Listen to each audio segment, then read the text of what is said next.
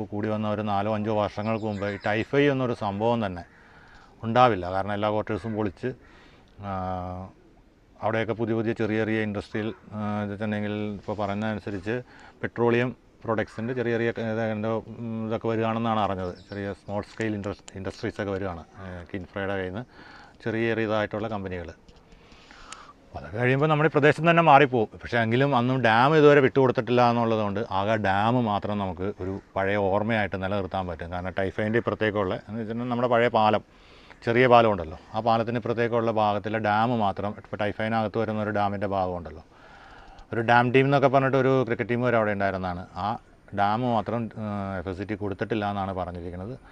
അതുകൊണ്ട് അത് മാത്രം നിലനിൽക്കുമായിരിക്കും അവിടെ. ബാക്കിയുള്ള ഭാഗങ്ങളെല്ലാം തന്നെ പോകും. ആ കാടുകളെല്ലാം പോയി. പണ്ട് നമ്മളൊക്കെ കാട് കയറി മാങ്ങയും കശുമാങ്ങ, മാങ്ങ, അതുപോലെ തൊണ്ടിപ്പഴം, അങ്ങനെയുള്ള കുട്ടികളൊക്കെ ഞങ്ങളൊക്കെ ആ കാടുകളിൽ ഒരുപാട് കയറി നടന്നിട്ടുണ്ട്.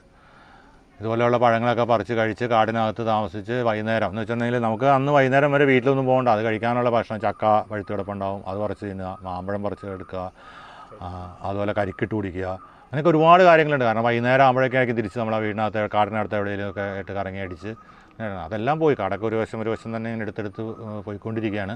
ഇപ്പോൾ നിസ്സാരമായിട്ട് ഉള്ളതെന്ന് പറയാനായിട്ട് അമ്പലദോസിൻ്റെ ആ ഒരു വലിയ കാടും പിന്നെ അതിൻ്റെ ആ ഭാഗത്തുള്ള കുറച്ച് ഭാഗങ്ങൾ മാത്രമേ ഉള്ളൂ. പഴയ ആ ഒരു ഇതൊന്നും ഇല്ല. ക്വാർട്ടേഴ്സ് തന്നെ ഇതായിപ്പോയി. പിന്നെ നമ്മുടെ ടൈപ്പ് 4, ടൈപ്പ് 3, ടൈപ്പ് 2 എന്നൊക്കെ പറഞ്ഞു കഴിഞ്ഞാൽ വളരെ നിസ്സാര എണ്ണത്തിൽ മാത്രമേ ആളുകളുള്ളൂ. ഒരു ക്വാർട്ടേഴ്സിൽ 1-2 ഫാമിലിയൊക്കെയാണ് താമസിക്കുന്നുള്ളൂ.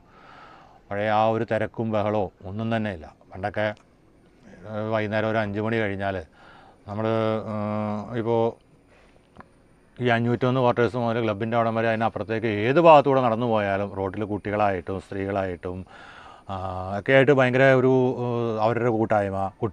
കൊച്ചു കുട്ടികളൊക്കെ റോഡിൽ കളിക്കുന്നുണ്ടാവും. മുതിർന്ന കുട്ടികളാണെന്നുണ്ടെങ്കിൽ ഗ്രൗണ്ടിലോ അല്ലെങ്കിൽ അപ്പുറത്ത് എവിടെയെങ്കിലുമൊക്കെ കുറച്ച് സ്ഥലങ്ങളുള്ളിടത്തുണ്ടാവും.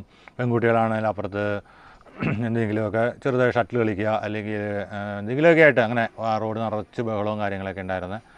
ഒന്നുമില്ല. അപ്പോൾ എല്ലാം പോയിട്ട് രാത്രിയാകുമ്പോൾ കുറേ പട്ടികളും അതുപോലെ കുറച്ച് പശുക്കളും അങ്ങനെയൊക്കെ ഉള്ളൊരു അവസ്ഥയിലേക്ക് അങ്ങ് മാറിപ്പോയി. കണ്ട ആർക്കും സഹിക്കില്ല. കാരണം നമ്മളൊരു കാലത്ത് എങ്ങനെ ജീവിച്ചിരുന്നു എന്നൊന്നും ശരിക്കും അതിൻ്റെ ആ ഒരു നഷ്ടം ഈ നാടിനും തന്നെ ഉണ്ടായിട്ടുണ്ട്.